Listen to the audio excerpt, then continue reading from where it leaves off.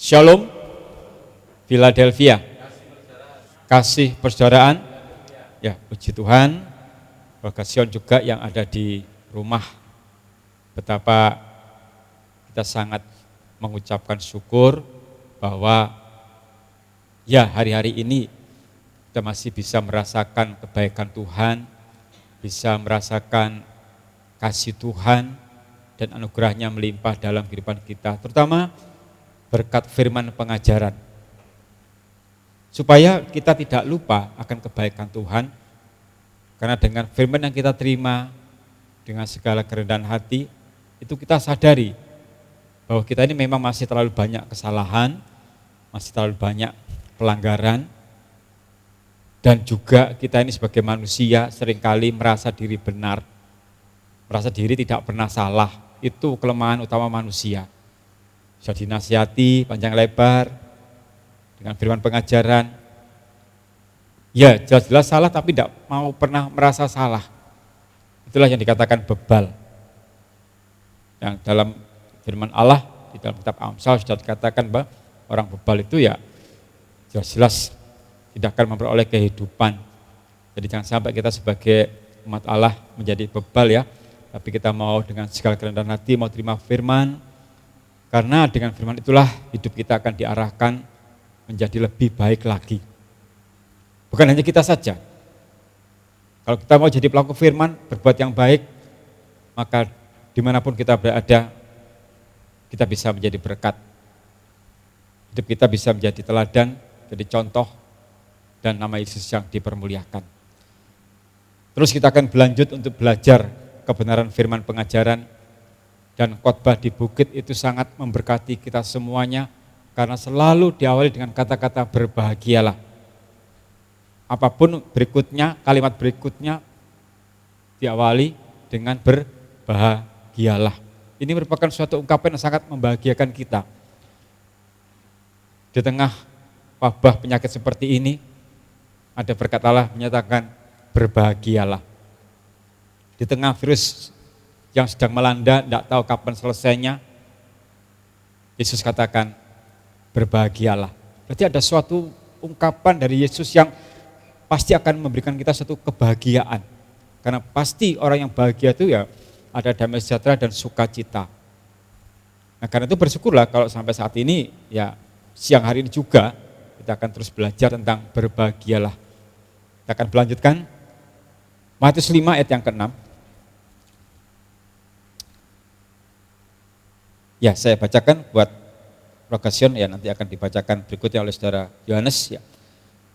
Berbahagialah orang yang lapar dan haus akan kebenaran, karena mereka akan dipuaskan. Ya, berbahagialah orang yang lapar dan haus akan kebenaran, karena mereka akan dipuaskan. Nah, kita perlu cermati apa makna dari lapar dan haus ini. Ya memang kalau dibagi dua ada lapar secara rohani, ada lapar secara jasmani. Nah kalau lapar dan haus secara jasmani sudah kita tahu ya, bagaimana orang lapar dan haus itu sangat menantikan supaya dahaganya hilang. Tapi di sini kita diarahkan kepada masalah yang rohani. Berbahagialah orang yang lapar dan haus akan kebenaran itu. Jadi kalau orang itu merasa diri lapar dan haus akan kebenaran, itu suatu tanda dalam hidupnya dia mau disehatkan rohaninya. Jadi gejala-gejala orang sehat itu adalah dia lapar dan haus akan kebenaran. Kalau gejala-gejala enggak sehat, lupa akan Tuhan. Sudah direnungkan firman Allah tadi malam? Sudah direnungkan atau sudah dilalui atau sudah dilupakan? Sudah dicek masing-masing pribadi enggak gejala-gejala orang yang lupa Tuhan? Yang lihat secara langsung atau siaran tunda? Atau yang enggak mau lihat? Karena merasa tersakiti? Ya. Ya silakan didiagnosa berapa suhunya. Itu gejala orang yang lupa akan Tuhan. Masih ingat enggak? Yang pertama lupa ibadah. Yang kedua, lupa berdoa. Yang ketiga, Lupa apa? Baca Alkitab. Yang keempat fatal, meremehkan firman. Jadi keempat itu, kalau kita diagnosa dalam diri kita masing-masing, terjangkiti salah satu hal itu.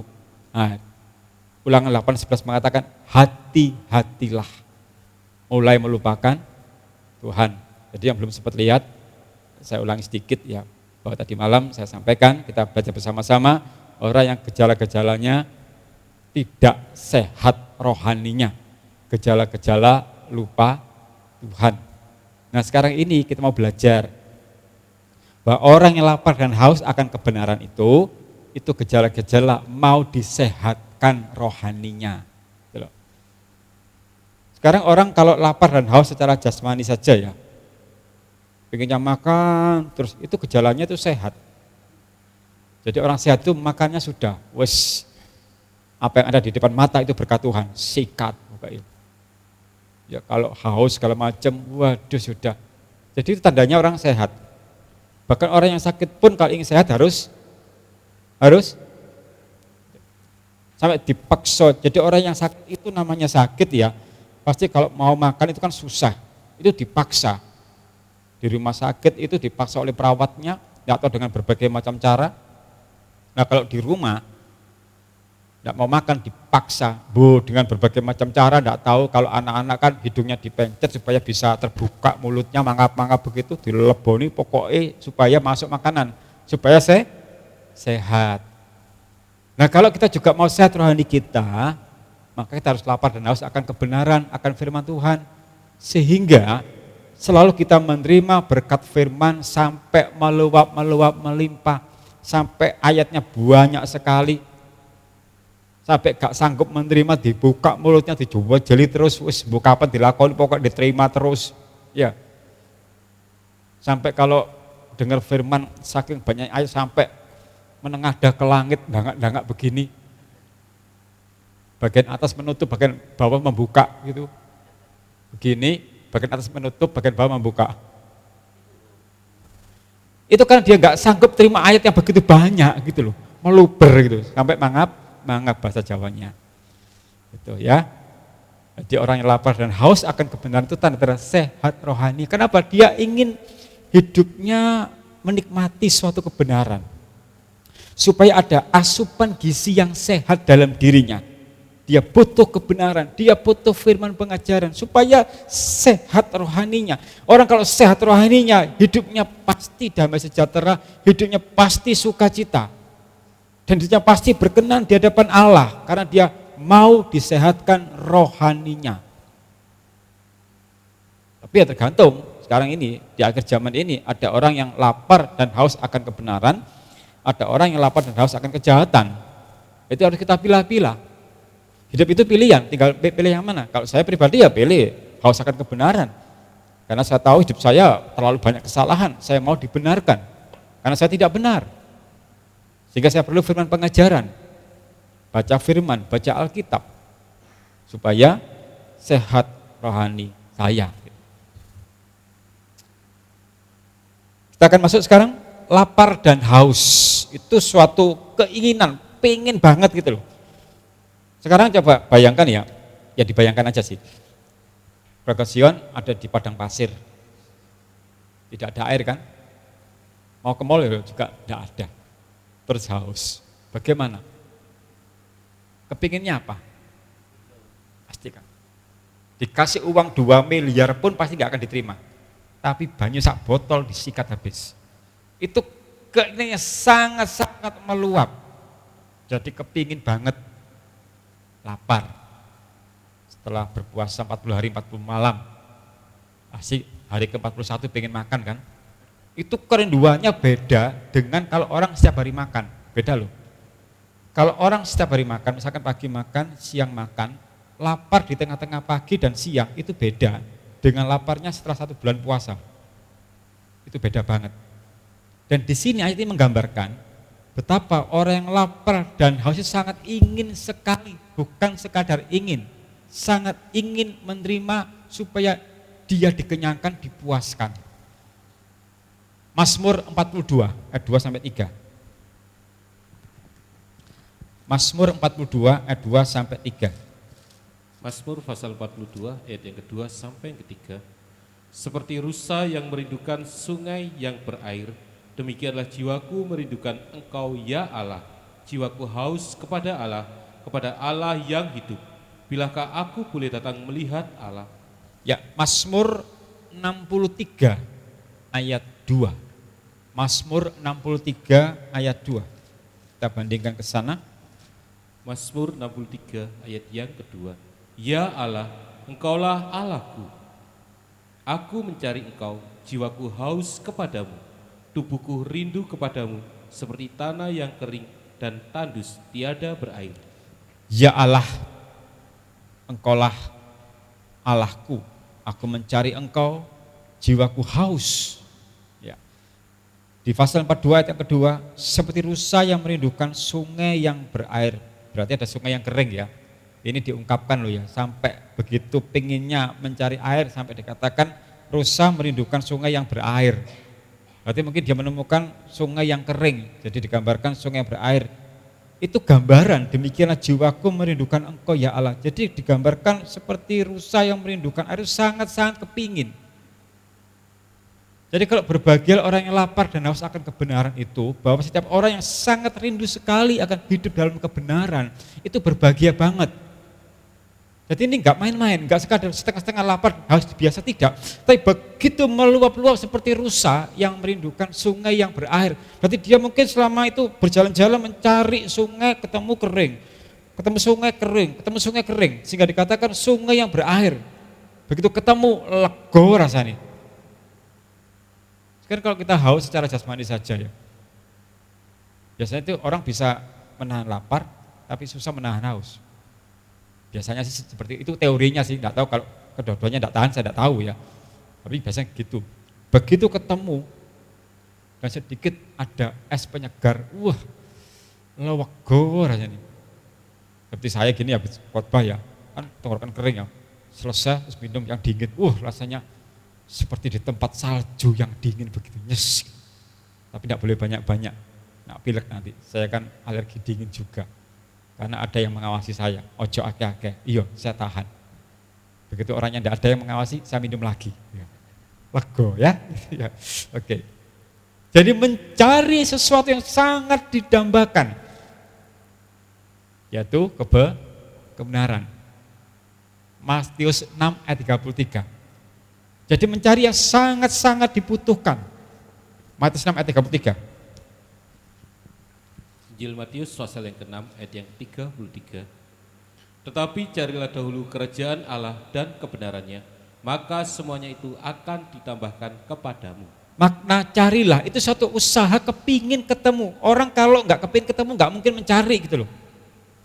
Sesuatu yang hilang, yang susah dia didapatkan, dia akan mencari terus sampai ketemu. Dan di sini diarahkan dulu bukan mencari masalah jasmani, tapi masalah rohani. Tetapi carilah dahulu kerajaan Allah dan kebenarannya. Jadi kita diarahkan untuk mencari hal yang rohani dulu sebelum yang jasmani. Jangan dibalik ayat ini. Tapi kalau manusia sekarang dibalik. Jadi jasmani terus, yang rohani nanti dulu, gampang.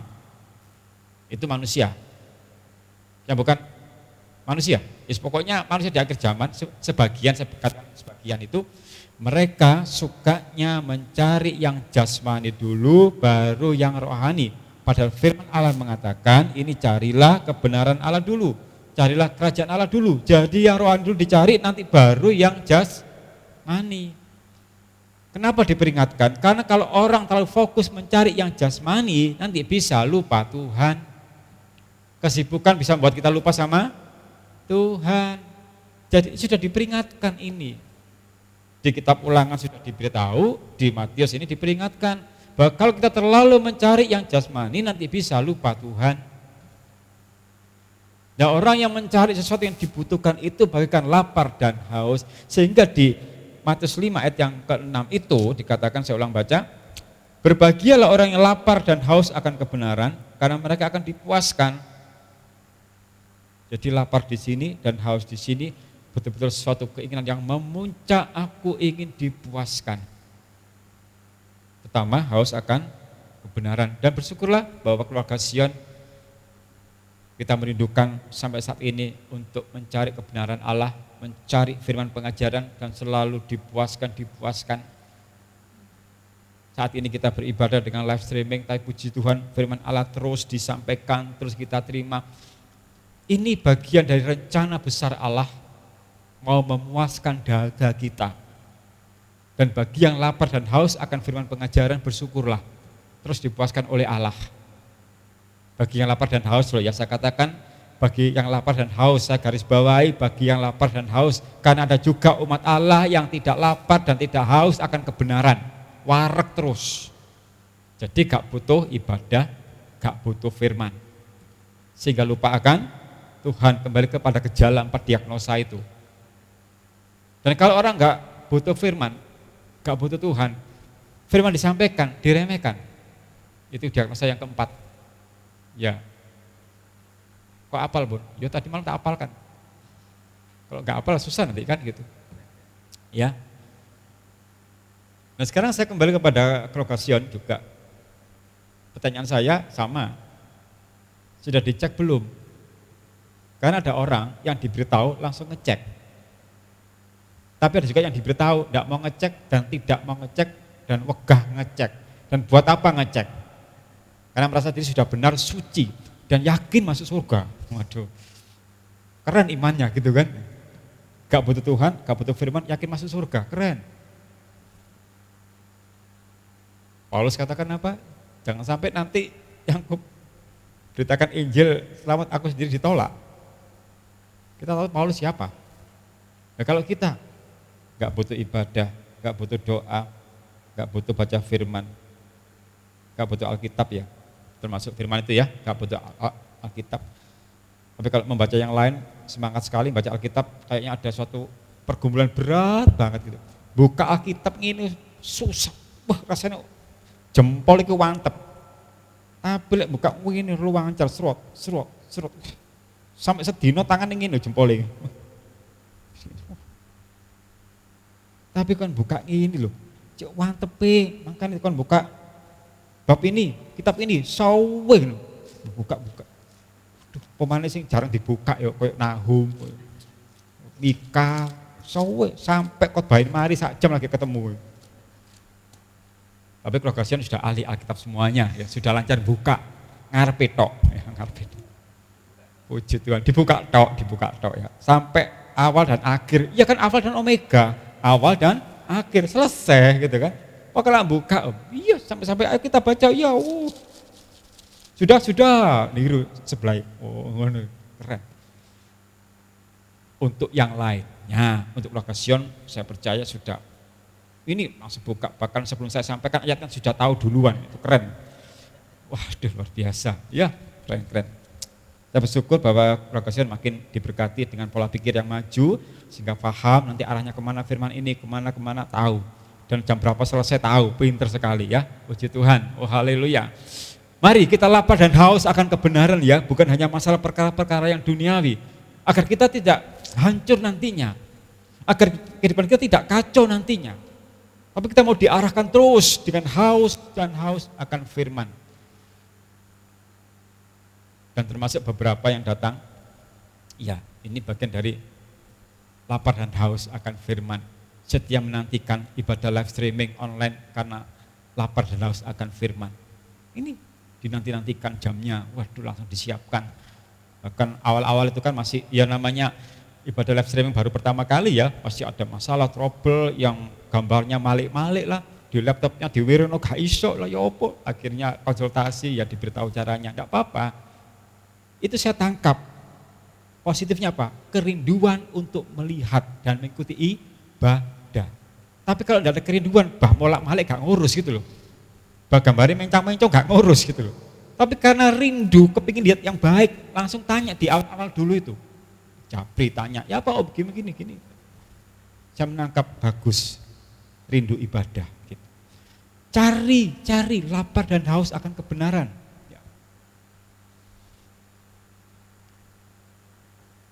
Ini yang jadi masalah. Jangan sampai nanti kita tidak lapar dan haus akan kebenaran, tapi lapar dan haus akan perkara dan kepentingan duniawi. Ini yang berbahaya. Dan akhir zaman ini banyak orang dibutakan oleh perkara duniawi sehingga lupa perkara rohani. Lukas 21. Lukas 21 ayat 34 sampai 36. Di Lukas pasal yang ke-21 ayat yang ke-34 sampai 36. Jagalah dirimu supaya hatimu jangan syarat oleh pesta pora dan kemabukan serta kepentingan-kepentingan duniawi, dan supaya hari Tuhan jangan dengan tiba-tiba jatuh ke atas dirimu seperti suatu jerat, sebab ia akan menimpa semua penduduk bumi ini. Berjaga-jagalah senantiasa sambil berdoa, supaya kamu beroleh kekuatan untuk luput dari semua yang akan terjadi itu, dan supaya kamu tahan berdiri di hadapan Anak Manusia. Amin. Puji Tuhan ya. Mari kita perhatikan ya. Kita diperingatkan di awal kalimat, di awal ayat, jagalah dirimu. Lagi-lagi masalah pribadi. Jadi untuk menjaga kehidupan kita itu tidak bisa rombongan, harus secara pribadi. Jagalah dirimu, bukan jagalah diri Anda semua, tapi jagalah dirimu kepada suatu pribadi masing-masing untuk kita bertanggung jawab atas diri kita, menjaga diri kita. Jagalah dirimu supaya hatimu jangan syarat oleh pesta pora dan kemabukan, pesta pora ya, dan serta kepentingan-kepentingan duniawi, ya, kemabukan, kepentingan duniawi, supaya nanti tidak tertimpa suatu malapetaka. Jadi mari kita arahkan diri kita lapar dan haus akan kebenaran, bukan lapar dan haus akan kemabukan. Jagalah dirimu, semua saja ini harus waspada. Karena suguhan-suguhan di akhir zaman ini kalau kita enggak cermat, berbahaya, bisa mempengaruhi kehidupan kita. Jagalah dirimu supaya hatimu jangan syarat oleh pesta pora. Pesta secara mungkin ada wedding atau ulang tahun, oke lah, pesta ya, nama sukacita. Tapi ada istilah pesta pora sudah melebihi batas dan kemabukan. Memang biasanya sih kalau pesta pora itu ditambahin dengan mabuk biasanya. Kalau enggak biasa ya puji Tuhan ya. Serta kepentingan duniawi. Jadi kita diarahkan pada dua hal ini. Jangan sampai kita lapar dan haus kepada perkara duniawi sehingga lupa Tuhan. Tapi mari kita lapar dan haus akan kebenaran supaya kita bisa mencari kerajaan Allah dan kebenarannya, maka semua akan ditambahkan kepadamu. Ini arahnya. Berarti kalau kita nanti terpaku, pola pikir kita terpaku, terarahkan hanya kepada masalah duniawi terus, jasmani terus, akibatnya lupa Tuhan. Kesibukan duniawi juga bisa mempengaruhi pola pikir kita loh. Sehingga kita lapar dan haus akan duniawi terus, sehingga lupa Tuhan, lupa ibadah. Lupa untuk baca firman karena kesibukan duniawi. Pengkhotbah mengatakan semua ada waktunya. Ada waktu untuk perkara duniawi, ada waktu untuk perkara rohani. Jadi semua jalur hidup kita itu sudah ditulis di Alkitab, kita tinggal mengikuti saja. Sudah lengkap di Alkitab ini. Peristiwa di akhir zaman pun sudah ada di Alkitab, kita hanya tinggal menjalani saja. Nah karena itu kalau kita mau belajar firman dengan sungguh-sungguh, dan kita tahu nanti ada apa, bencana-bencana, secara rohani kita siap, ya wes wayahe, gitu loh. Ada wabah segala kan sudah dinubuatkan. Kalau kita punya iman yang teguh, ya sudah, kita enggak panik, wes wayahe. Tapi memang orang enggak mau menerima yang jelek, terima yang baik tok. Itu manusia. Kalau dikasih yang menderita enggak mau. Lah esok enggak usah Tuhan, aku pengen sing enak-enak tok, nyaman terus, aman terus. Enggak bisa. Kita hidup di dalam dunia ini semua harus bergumul, berjuang. Itu sudah dinubuatkan di Ayub 7 ayat 1. Dibaca ulang. Ayub 7 ayat 1. Tidak bisa kita menolak, harus bergumul. Ayub 7 ayat 1. Ayub pasal yang ke-7 ayat yang pertama. Bukankah manusia harus bergumul di bumi dan hari-harinya seperti hari-hari orang upahan? Judulnya dibaca? Hidup itu berat. Nah, sudah dikatakan toh, hidup itu berat. Nah, bagaimana supaya tidak kita terbeban berat dalam hidup ini? Kita cari perkara yang rohani, lapar dan haus akan kebenaran, gitu loh. Monggo Rogasion juga pemirsa yang ada di rumah, terlebih saat-saat seperti saat ini, kondisi kita seperti saat ini. Mari kita semakin tekun lagi mencari kerajaan Allah dan kebenarannya, supaya segala hal yang kita butuhkan ditambahkan oleh Tuhan. Utamakan Tuhan, utamakan ibadah, utamakan Yesus. Kita nggak bisa apa-apa loh ini. Terbukti kalau manusia terbatas, nggak mampu. Dan ini meningkat terus rasanya. Ada semua sudah diprediksi nanti bulan Juli, Dinas Pendidikan, ya Bapak Nadiem rencananya mau membuka pendaftaran siswa baru Juli. Itu prediksinya. Padahal para tim dokter medis, wah ini ketir-ketir juga, ya gimana? Kan di Surabaya memang ada beberapa daerah yang sudah mulai menurun, seperti Tegal itu sudah mulai menurun ya, karena dia menerapkan lockdown ya. Di Tegal itu sudah mulai menurun. Nah, kita berdoa untuk Surabaya, itu untuk Surabaya. Perlu diperjuangkan, perjuangan dan doa. Kalau doa sih sudah, perjuangannya ini loh. Doa setiap hari, saya percaya semua berdoa tiap hari. Entah berdoa pribadi, keluarga, pokoknya rasanya doanya lebih ngotot. Supaya ndang corona mari gitu loh. Ngotot. Tapi perjuangan untuk bisa membantu ini ya. Jumat kemarin saya mengajar musik di salah satu sekolah musik di daerah Rungkut. Pikiran saya dengan adanya PSBB ini ya agak sepi lah begitu. Saya lewat jalur utama yang mengarah ke Rungkut itu. Wah, saya bersuka cita. Wah, pasti bisa asik, mungkin bisa ngevot-ngevot, menggok-menggok begitu ya. Wah, begitu keluar dari Mulyosari belok kanan ke arah Galaxy Mall lurus, Mer itu tidak ada bedanya dengan sebelum corona. Serius. Pulang pergi tidak ada bedanya. Saya mengendarai motor dengan kecepatan yang sama saat sebelum corona. Jadi pikiran saya, Tuhan kok nggak ada bedanya gitu loh. Wake, motor-motor ya wake gitu loh. Bahkan menjelang itu maghrib itu juga wake. Daerah ke sana. Kalau daerah sini ya sepi, pasti di kampung ya sepi, pagar ditutup kabeh ya sepi. Semua kampungan ditutup semuanya, tapi di jalan raya utama itu yang sebelah sana ya. Kemarin ya, hari Jumat sore itu saya mengajar. Rame. Ya mungkin mereka sibuk pulang kerja atau gimana saya tidak tahu, pokoknya pikiran saya tetap sama dengan sebelum kok. Tidak tahu kalau yang jalur tengah, tidak tahu. Mungkin yang tengah ditutup pindah ke pinggir. Jadi podo ae gitu kan. Tengah ditutup sepi, pindah ke pinggir gitu. Semuanya sibuk. Itu untuk mencari supaya hidup kan begitu intinya. Tapi jangan sampai nanti masalah duniawi ini kita jadi lupa Tuhan. Sekarang kita berharap kepada siapa? Pada pimpinan. Yakin? Yang sudah dipotong gajinya, masih berharap kepada pimpinan? Yang belum dipotong tetap berharap pimpinanku baik, ngerti banget sama aku. Kan dipotong. Pasti dongane elek. Ya, itu. Tapi kalau tetap gajinya, Tuhan terima kasih, Engkau berikan aku pimpinan yang baik, pasti gitu doanya. Wes umum. Begitu gaji dikurangi, Tuhan Engkau kurang adil. Pimpinanku mengapa tega dengan aku? Pasti gitu doanya. Bisa ditebak. Ya. Cari dulu kerajaan Allah dan kebenarannya, maka semua ditambahkan. Dan Tuhan kalau nolong itu di luar prediksi kita loh. Itu luar biasa loh. Dan kita bersyukur loh, kalau kita boleh ada di saat ini, itu karena anugerah Tuhan. Semua karena kemurahan Tuhan, bersyukurlah.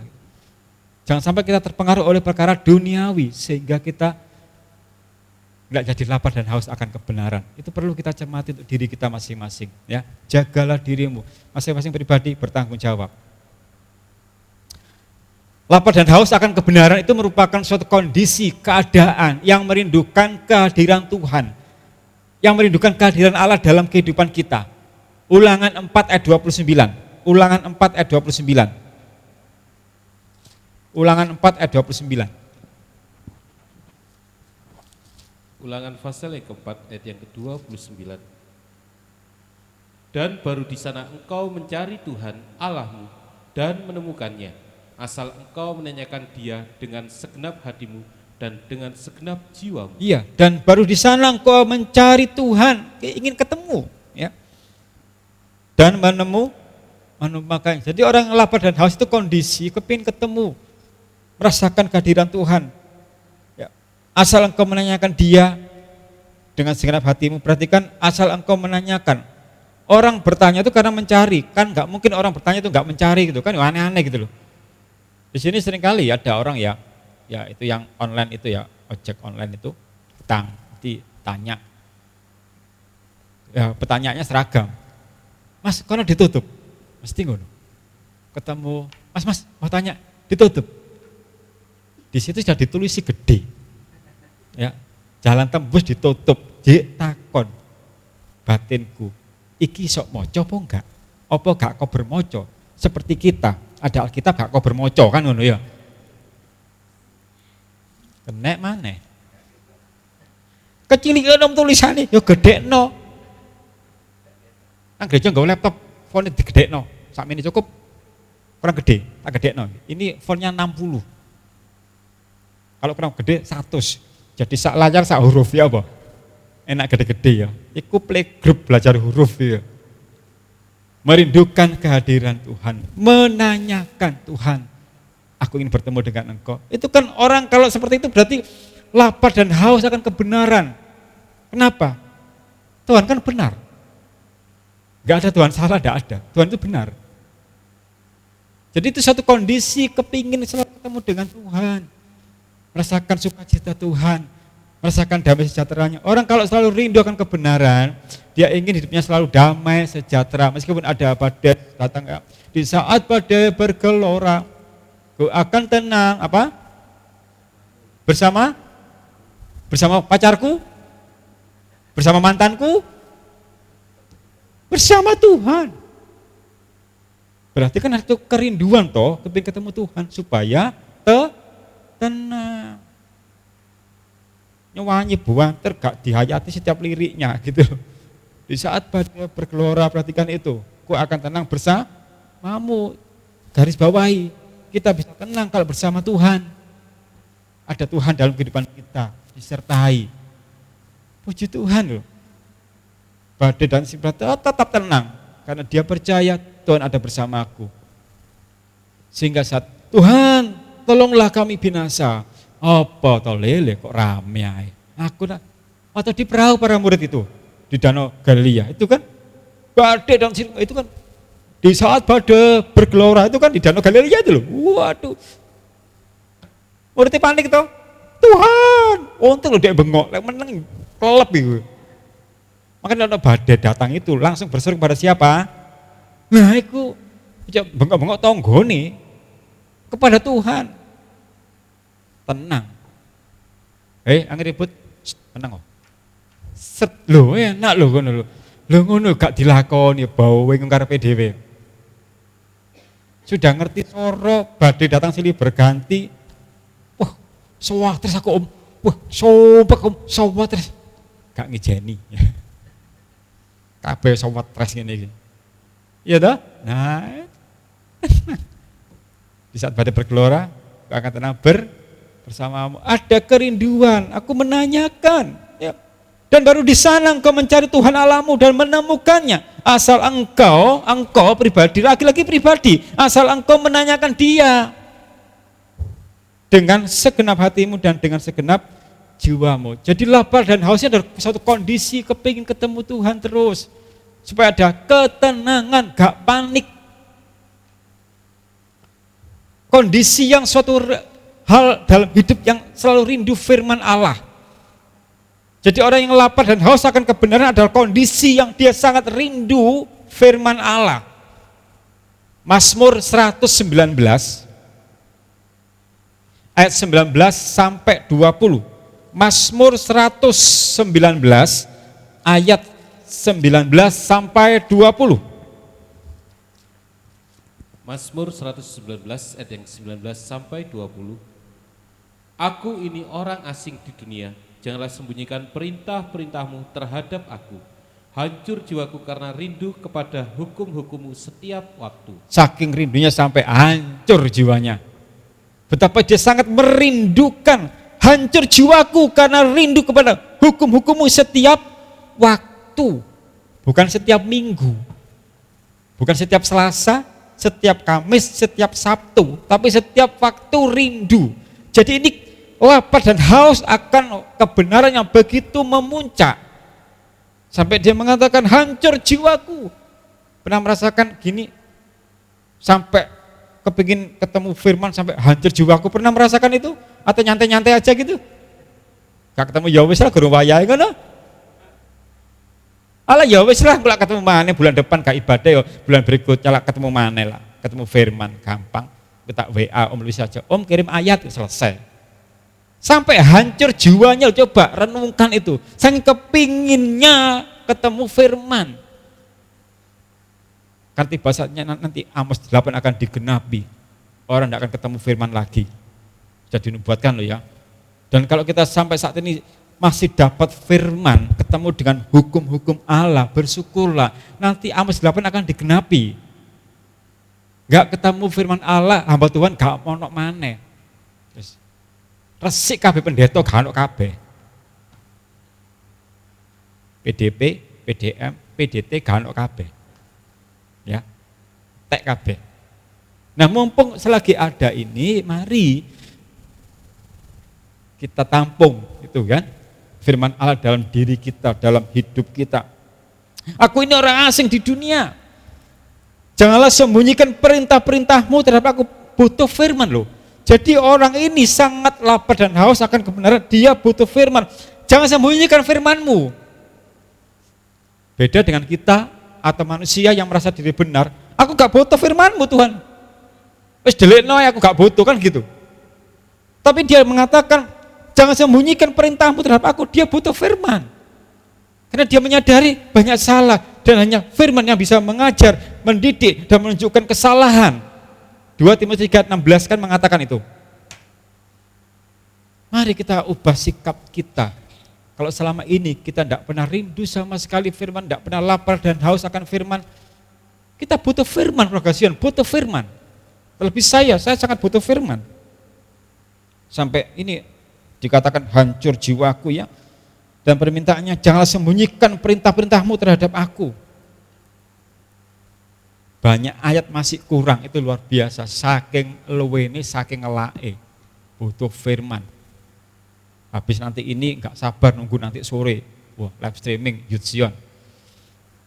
Tapi yang lihat hanya kaum muda saja, orang tua tidak melihat karena merasa tidak muda lagi.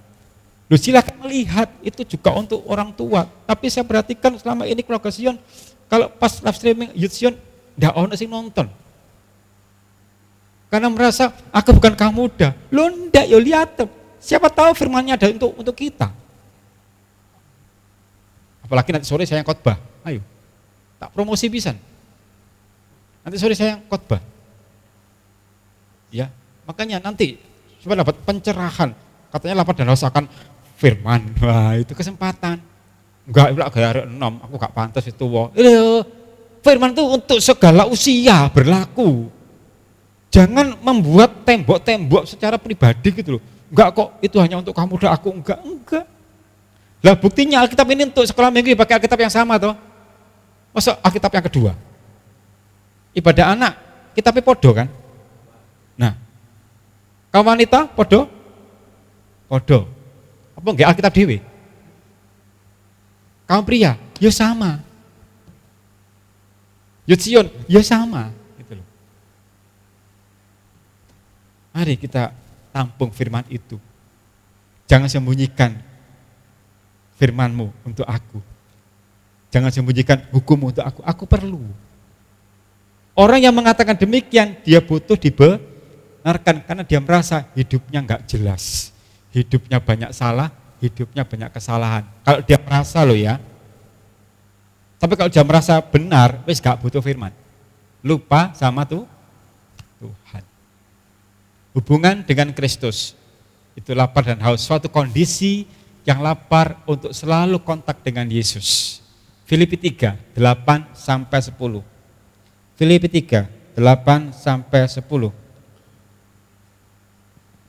Suratan Filipi pasal yang ketiga ayat yang ke-8 sampai ke-10. Ya.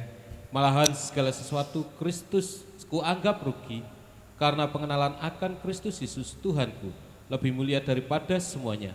Oleh karena dialah aku telah melepaskan semuanya itu dan menganggapnya sampah. Ya, terus Supaya aku memperoleh Kristus dan berada dalam Dia bukan dengan kebenaranku sendiri karena mentaati hukum Taurat, melainkan dengan kebenaran karena kepercayaan kepada Kristus, yaitu kebenaran yang Allah anugerahkan berdasarkan kepercayaan.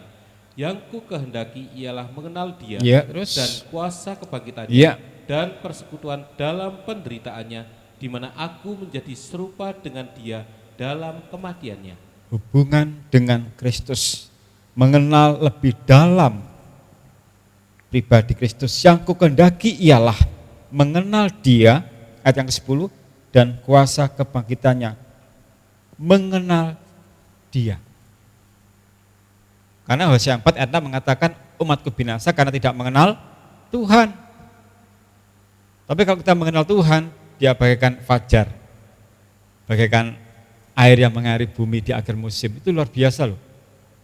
Jadi orang yang lapar dan haus akan kebenaran itu adalah suatu kondisi di mana dia rindu selalu kontak dengan Yesus, kontak dengan Tuhan, dan rindu ada pengenalan, ada hubungan yang akrab dengan Tuhan. Orang kalau setiap hari dia merasakan kehadiran Tuhan, saya percaya itu orang paling tenang di sedunia itu. Orang paling anteng sedunia, enggak pernah panik. Untuk masalah apa enggak pernah panik. Kalau dia merasakan Tuhan hadir dalam kehidupanku setiap hari, tenang. Dan itu memang agak susah cari orang seperti itu, karena kebanyakan kita kalau ada masalah, mesti ungkapan nomor satu, kata-kata muncul, so what stress aku gitu kan. Pernah enggak itu dihilangkan kalimat itu? Dicoba ya. Jadi nanti kalau ada masalah, gantilah, Tuhan tolong, so what stress aku. Tapi susah karena sudah mendarah daging. Ungkapan yang sudah mendarah daging, sudah terdoktrin di pemikiran, itu akan muncul secara refleks. Munculnya kapan? Di saat kondisi yang sama dia mengatakan itu. Begitu sumpok, semua terus aku, itu refleks loh. Kenapa? Enggak biasa mengatakan Tuhan tolong aku.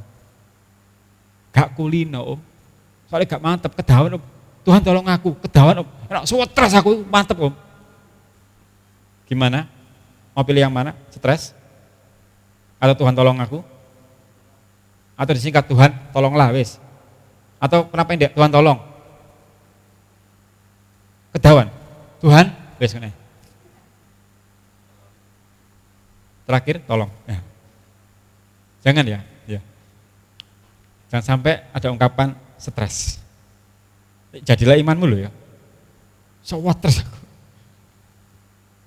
Belajarlah, memang susah untuk menghilangkan kebiasaan yang itu, so what terus. Dan saya setiap hari dengar itu, baik di tempat kerjaan juga. Udah so what terus aku. Toh akhirnya selesai juga, menumpuk pekerjaan, dikerjakan pelan-pelan, ya selesai juga. Kata aneh kan, kita kan terhantui oleh deadline. Sekian dikumpulkan, ya selesai juga akhirnya. Yang penting niati, gak stres gitu loh. Iya toh? Nah, oke. Renungkan tema, subtema hari ini, stres. Bagi pekerja-pekerja yang sangat getol bekerja, sampai lupa Tuhan, yang awan digebengi, bengi digawan, lali ibadah, lali Tuhan, lali firman, lali baca Alkitab, lali kabeh.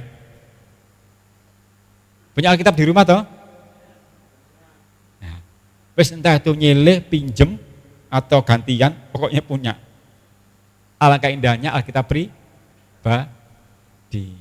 Disayang dong dibaca. Ini hiburan untuk kita. Baca, ya minimal satu hari satu ayat lah, minimal ya. Kalau bisa ya satu pasal ya. Tapi itu perjuangan minta ampun, satu pasal. Saayat kadang gak nutut tinggal turu. Saayat gak nutut tinggal turu coba. Karena kedawan ayatnya. Makanya pilih ayat yang pendek, tetaplah berdoa, selesai wis. Gak dawa-dawa ya. Puji Tuhan. Ya kita teruskan. Lapar dan haus itu ternyata bisa lenyap. Nah ini loh. Perkara duniawi itu bisa menghancurkan pola pikir kita karena sibuk duniawi sehingga menjadi khawatir. Sehingga lapar dan haus akan kebenaran tersisihkan, tapi lapar dan haus akan duniawi terus. Matius 13 ayat 22. Matius 13 ayat 22.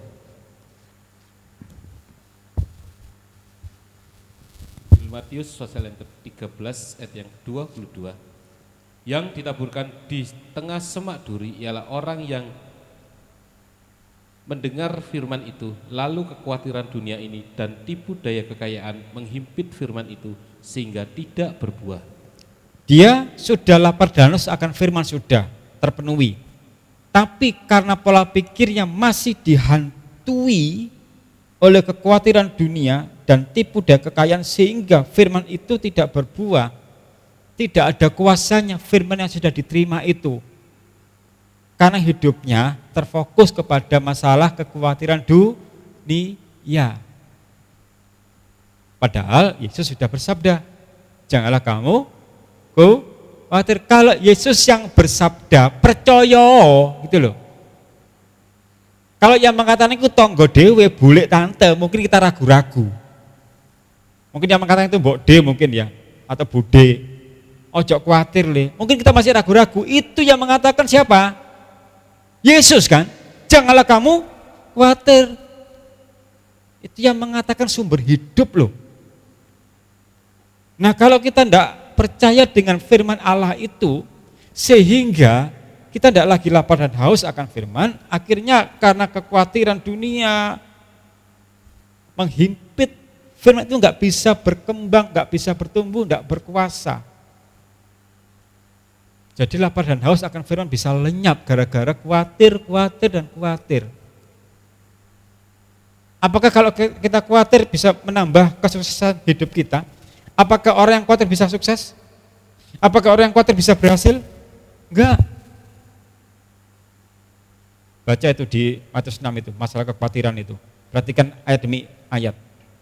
Apakah bisa juga kalau kita khawatir menambah sahasta atau berapa itu? Tertarik saya, bentar. Matius 6 ya. Kekhawatiran itu.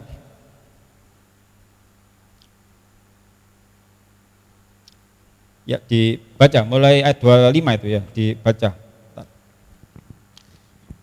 Langsung ayat 27. Matius 6 ayat 27. Injil Matius pasal yang ke-6 ayat yang ke-27. Siapakah di antara kamu yang karena kekhawatirannya dapat menambahkan sehasta saja pada jalan hidupnya? Apakah dengan khawatir kita bisa menambahkan umur kita? Perhatikan kalimatnya ya. Siapakah di antara kamu yang karena khawatir, karena kekhawatirannya dapat menambahkan sehasta, sejengkal saja pada jalan hidupnya? Apakah dengan gini, apakah dengan kita khawatir bisa menambah usia kita, bisa menambah hidup kita? Khawatir itu loh. Perhatikan kalimat ini loh ya. Perhatikan ayat 27 ini khusus ya. Apakah kalau kita khawatir maka hidup kita bisa bertambah? Enggak. Kacau iya. Kalau firman Allah sudah mengatakan jangan kamu khawatir, itu yang mengatakan Yesus yang berfirman, percayalah. Yesus kalau berfirman enggak main-main gitu loh. Pasti digenapi. Ya, puji Tuhan. Sejenak kita ke Lukas 8 ayat 14. Lukas 8 ayat 14. Injil Lukas pasal yang ke-8 ayat yang ke-14. Yang jatuh dalam semak duri ialah orang yang telah mendengar firman itu dan dalam pertumbuhan selanjutnya mereka terhimpit oleh kekhawatiran dan kekayaan dan kenikmatan hidup sehingga mereka tidak menghasilkan buah yang matang. Karena kenikmatan hidup secara duniawi bisa membuat lapar dan haus akan firman lenyap. kenikmatan dunia berhubungan dengan pesta pora dan kepentingan-kepentingan dunia yang sudah kita baca tadi. Jadi jangan sampai lenyap dalam kehidupan kita. Mari kita selagi ada di dunia ini, kita jaga diri kita, jagalah dirimu. Yang bisa menjaga siapa? Ya diri kita. Hamba Tuhan gak bisa menjaga. Hamba Tuhan menyampaikan firman, yang bisa menjaga ya diri kita. Bapak Ibu, ya masing-masing pribadi, tidak ada nanti kamu jaga, enggak. Masalah rohani menjaga pribadi. Nanti hasilnya bisa dinikmati berdua, bisa dinikmati sekeluarga. Tapi masalah menjaga pribadi, menjaga masalah rohani, ya diri kita, jagalah dirimu. Ini bukan masalah bareng-bareng rombongan, tidak. Mari kita perhatikan ini ya. Berarti lapar dan haus akan kebenaran itu adalah masalah pribadi kita. Jangan sampai karena kekhawatiran, karena kesempukan hidup, karena ya tipu daya kekayaan bisa menghimpit firman itu sehingga firman yang kita terima tidak bisa berkuasa dalam kehidupan kita. Sehingga gagallah kita mau lapar dan haus akan kebenaran itu. Ya, puji Tuhan. Kita kembali ke Matius 5 ayat yang ke-6 tadi. Ya. Tolong ulang dibaca. Ya. Matius 5 ayat yang ke-6. Ya. Injil Matius pasal yang kelima ya. ayat yang ke-6. Ya. Berbahagialah orang yang lapar dan haus akan kebenaran, karena mereka akan dipuaskan. Ya. Berbahagialah orang yang lapar dan haus akan kebenaran. Sekarang kita masuk ke bagian apa itu kebenaran. Mengapa kok dikatakan berbahagialah orang yang lapar dan haus akan kebenaran? Kok bukan akan kejahatan? Kok bukan akan yang lain atau akan yang apa gitu? Ada apa dengan kebenaran? Mengapa kita diarahkan supaya lapar dan haus akan kebenaran? Di mana kita menemukan kebenaran? Ya di dalam Tuhan. Karena Dialah yang benar. Yeremia 23 ayat 6. Yeremia 23 ayat 6. Yeremia pasal yang ke-23 ayat yang ke-6. Dalam zamannya Yehuda akan dibebaskan dan Israel akan hidup dengan tentram, dan inilah namanya yang diberikan orang kepadanya, Tuhan keadilan kita. Nah, Tuhan keadilan kita dalam terjemahan lama itu kebenaran. Jadi dalam terjemahan lama dikatakan Tuhan kebenaran kita. Sama dengan pasal 33 ayat 16. Ini saya bandingkan di terjemahan lama ya. Jadi kalau di terjemahan baru dikatakan di sana Tuhan keadilan kita, di terjemahan lama itu Tuhan kebenaran kita. Sama dengan 33 ayat 16. Yeremia pasal 33 ayat yang ke-16. Pada waktu itu Yehuda akan dibebaskan dan Yerusalem akan hidup dengan tentram, dan dengan nama itulah mereka akan dipanggil Tuhan keadilan kita. Tuhan kebenaran kita. Jadi kalau kita lapar dan haus akan kebenaran, ada apa dengan kebenaran? Mengapa dengan kebenaran? Mengapa harus mencari kebenaran? Karena kebenaran itu hanya ada di dalam Tuhan Yesus Kristus. Ini di dalam perjanjian lama. Nah sekarang di perjanjian baru juga ada dijelaskan. Kalau di perjanjian lama dikatakan Tuhan adalah kebenaran, jika di perjanjian baru Yesuslah kebenaran itu. Silakan dibuka dulu. Kisah Rasul 7 ayat 52. Jadi dalam perjanjian lama Tuhan adalah kebenaran, dan sekarang di perjanjian baru Yesus. Ya, sama, cuman namanya berbeda ya. Kisah Rasul 7 ayat 52. Kisah para Rasul pasal yang ke-7 ayat yang ke-52. Siapakah dari nabi-nabi yang tidak dianiaya oleh nenek moyangmu? Bahkan mereka membunuh orang-orang yang lebih dahulu memberitakan tentang kedatangan orang benar, yang sekarang telah kamu khianati dan kamu bunuh. O huruf besar, B huruf besar. Siapa dia? Ya Yesus, jelas. Siapakah dari nabi-nabi yang tidak dianiaya oleh nenek moyangmu? Bahkan mereka membunuh orang-orang yang lebih dahulu memberitakan tentang kedatangan orang benar. Jadi hanya di dalam Tuhan Yesuslah kebenaran itu. Selain itu tidak ada. yang sekarang telah kamu khianati dan kamu bunuh. Jadi kalau berbahagialah orang yang lapar dan haus akan kebenaran, berarti kita lapar dan haus akan Tuhan, kebenaran Tuhan. Itu.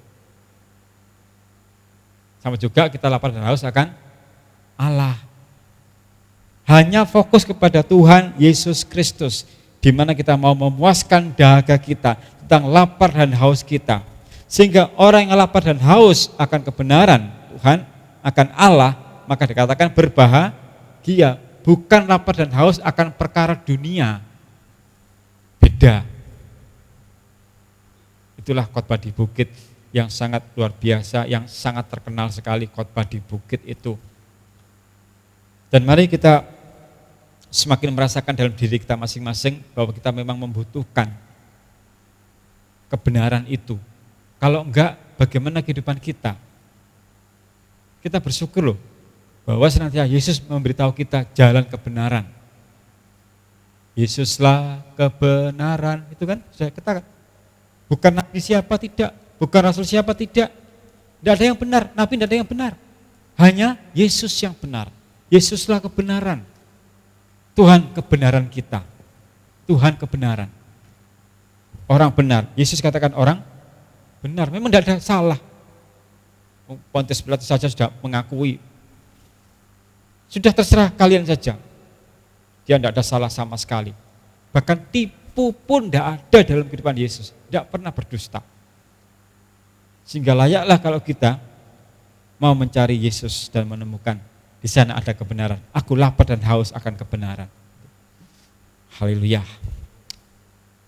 Bagaimana kita akan menemukan Allah? Jelas di dalam diri Yesus. Yohanes 14 ayat 6. Ya. Yohanes 14 ayat yang ke-6.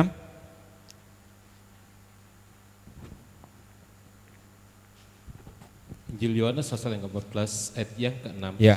Kata Yesus kepadanya, akulah jalan dan kebenaran dan hidup. Tidak ada seorang pun yang datang kepada Bapa kalau tidak melalui aku.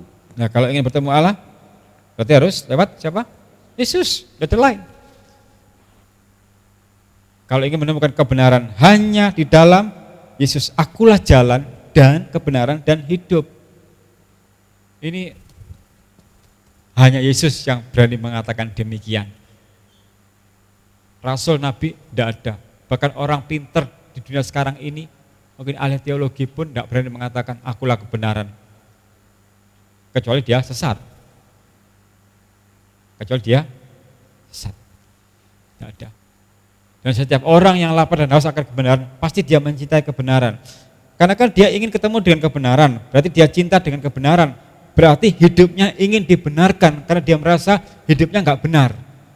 Jadi orang yang ingin hidupnya dibenarkan, pasti dia akan lapar dan haus akan kebenaran. Dia suka dengar firman karena dia percaya setiap firman yang disampaikan mengubah kehidupanku. Dan aku diingatkan oleh firman pengajaran. Dan aku selalu diberitahu bahwa aku salah oleh firman pengajaran. Itu bersyukurlah, berarti kita mau dibenarkan. Itulah orang yang lapar dan haus akan kebenaran.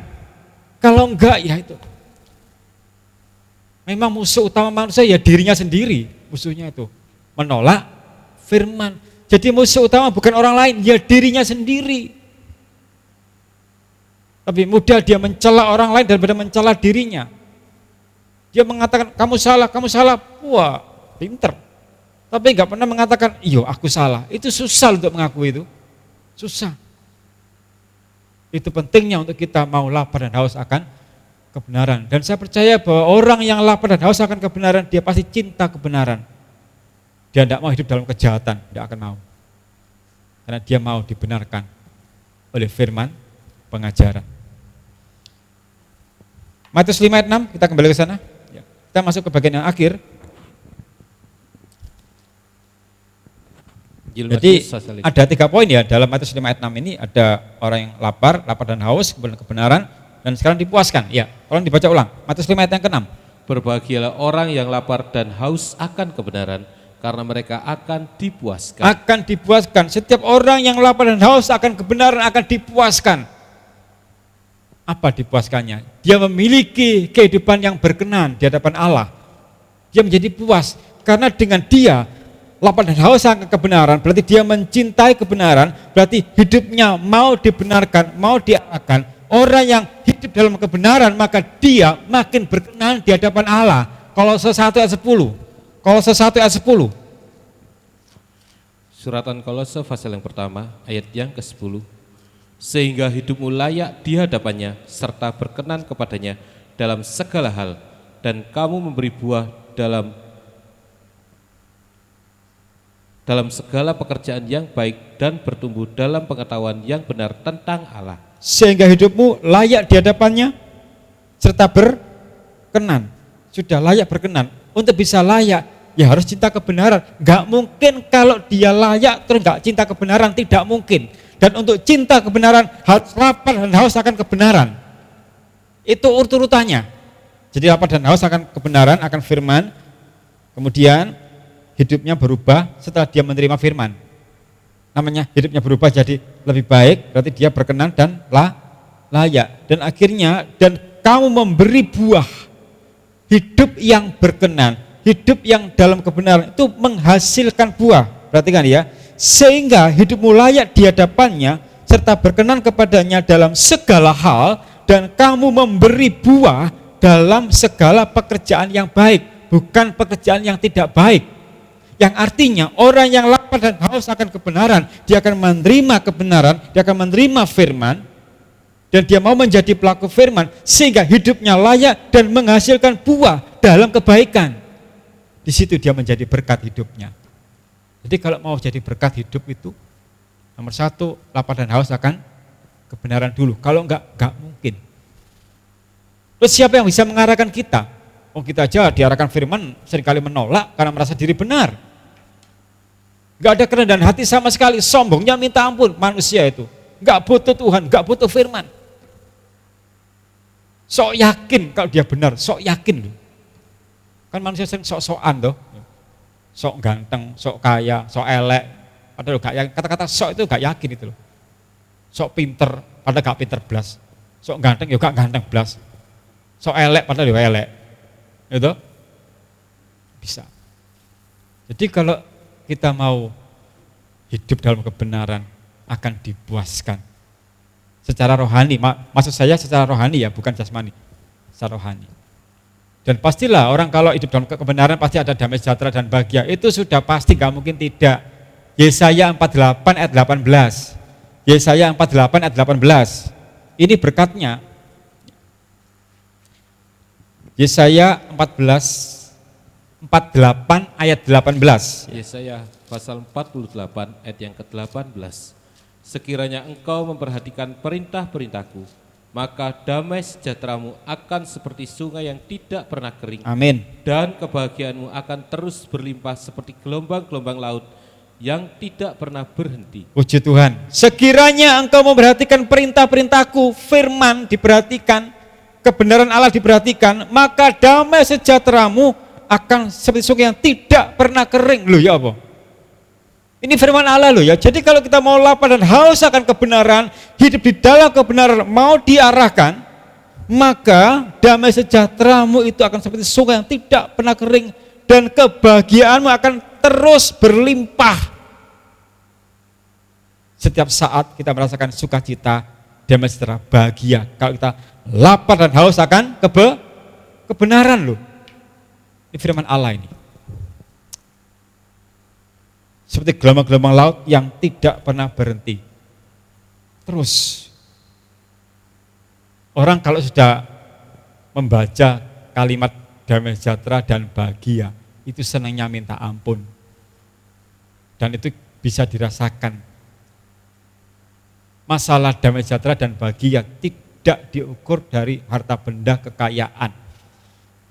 Orang banyak emas berlimpah tumpuk undung pun belum tentu bahagia, malah lupa Tuhan. Kekayaan melimpah gak bahagia, malah lupa Tuhan. Gak sejahtera, malah gak ibadah karena saking sogene. Pedilah kemalingan.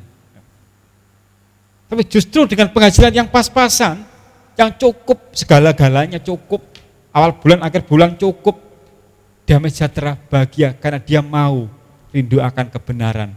Aku lapar dan haus akan kebenaran. Damai sejahtera loh. bahagia. Pengen bahagia? Pengen bahagia? Hidup dalam kebenaran. Lapar dan haus dalam kebenaran. Ini rahasianya. Ya.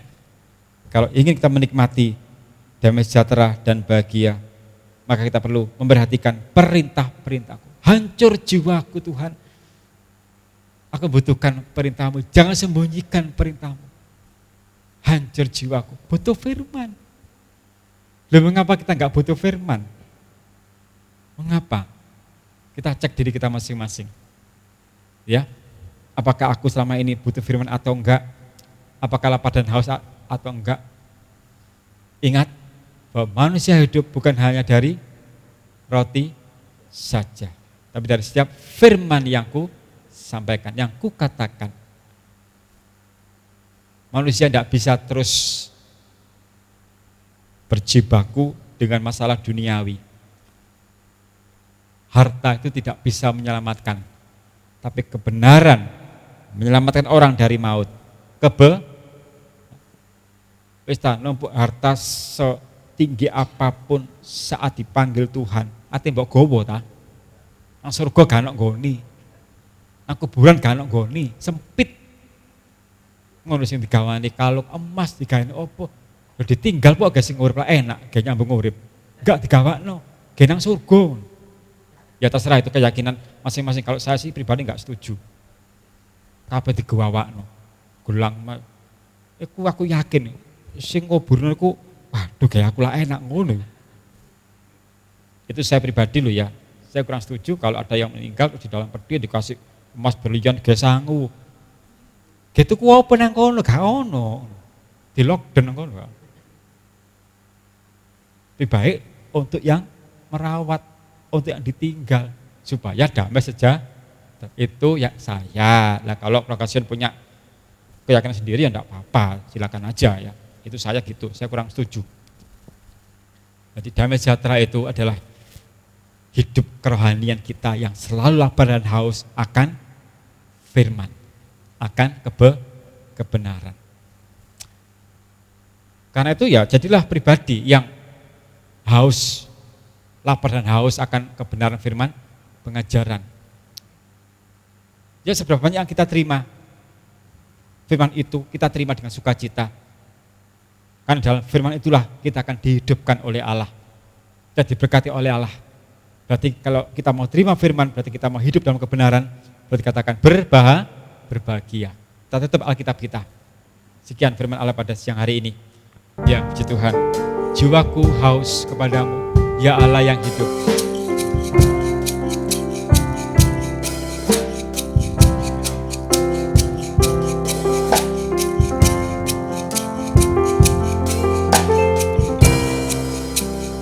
Jiwaku haus kepadamu, ya Allah yang hidup. Selalu ku rindu berada di baitmu.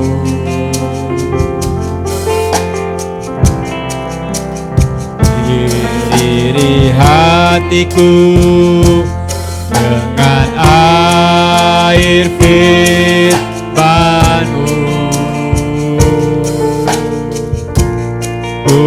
puaskan jiwaku dengan air hidup-Mu.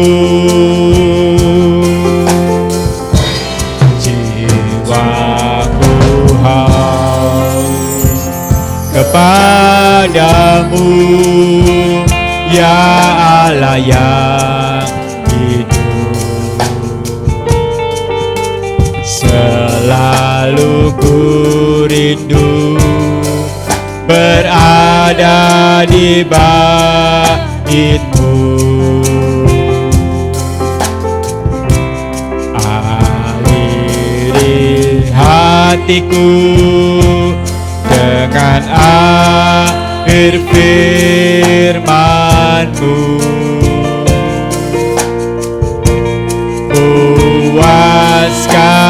jiwaku dengan air hidupmu. Air hidupmu Tuhan memuaskanku. Air hidupmu Tuhan segarkan dahaku. Sukacita membelai selalu memancar di hatiku. Aliri hatiku dengan air hidupmu Tuhan. Air hidupmu Tuhan memuaskanku. Air hidupmu Tuhan segarkan dahaku. Sukacita membelai selalu memancar di hatiku. Aliri hatiku dengan air hidupmu Tuhan.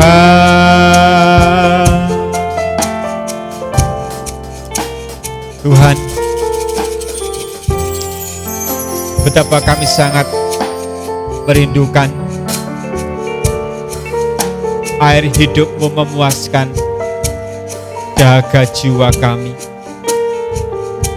Kami lapar dan haus Tuhan akan kebenaran firman. Kami lapar dan haus Tuhan akan firman pengajaran. Karena itulah yang memuaskan kehidupan kami. Perkara duniawi tidak bisa memuaskan kami, tetapi perkara rohani sanggup memuaskan kehidupan kami Tuhan. Terlalu banyak kesalahan kami Tuhan. Terlalu banyak pelanggaran kami Tuhan. Seringkali kami melupakan ibadah, melupakan jam-jam doa, bahkan meremehkan firman-Mu. Terlalu banyak kesalahan kami Tuhan. Di pada siang hari kami mau lapar dan haus akan kebenaran. Kami mau kembali kepadamu Tuhan, berbalik dan bertobat, karena kami sangat membutuhkan kebenaran-Mu ya Tuhan. Karena Engkaulah kebenaran kami. Membutuhkan Engkau, itulah kerinduan kami. Mencari Engkau, itulah kerinduan kami. Bagaikan rusa yang merindukan sungai yang berair, itulah kami Tuhan. Jangan sembunyikan firman-Mu dalam kehidupan kami Tuhan. Kami memerlukan ketetapan-ketetapan-Mu, agar langkah kami berada di dalam jalan kebenaran. Terima kasih Tuhan, terima kasih. Biarlah firman pengajaran akan selalu mengoreksi kehidupan kami, menuntun kami, mengajar kami, dan mengarahkan kami kepada kebenaran, supaya kami dipuaskan. Rohani kami dipuaskan Tuh. Bersyukur kami semuanya untuk berkat firman-Mu pada siang hari ini Tuhan. Menyadarkan kami semuanya betapa sangat pentingnya untuk lapar dan haus akan kebenaran, supaya kami semuanya dipuaskan. Terlebih menghadapi situasi akhir-akhir ini, kami membutuhkan Engkau Tuhan. Tanpa Engkau, kami tidak akan sanggup menjalani hidup ini.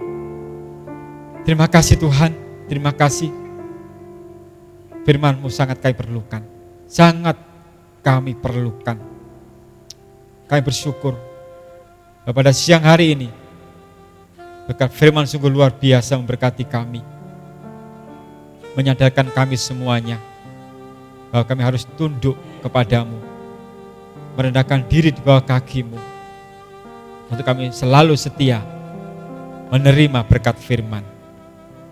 Terima kasih Tuhan Yesus, karena kami percaya jikalau kami mau melakukan firman, mau melakukan perintah-perintah-Mu, maka damai sejahtera dan kebahagiaan terus akan ada dalam kehidupan kami. Tidak pernah berhenti mengalir dalam kehidupan kami. Kalau kami semuanya mau memperhatikan ketetapan-ketetapan-Mu, memperhatikan perintah-perintah-Mu, damai sejahtera-Mu, kebahagiaan dari Allah akan ada dalam kehidupan kami semuanya. Dan itu tidak pernah berhenti mengalir Tuhan. Terima kasih Yesus, terima kasih. Terima kasih.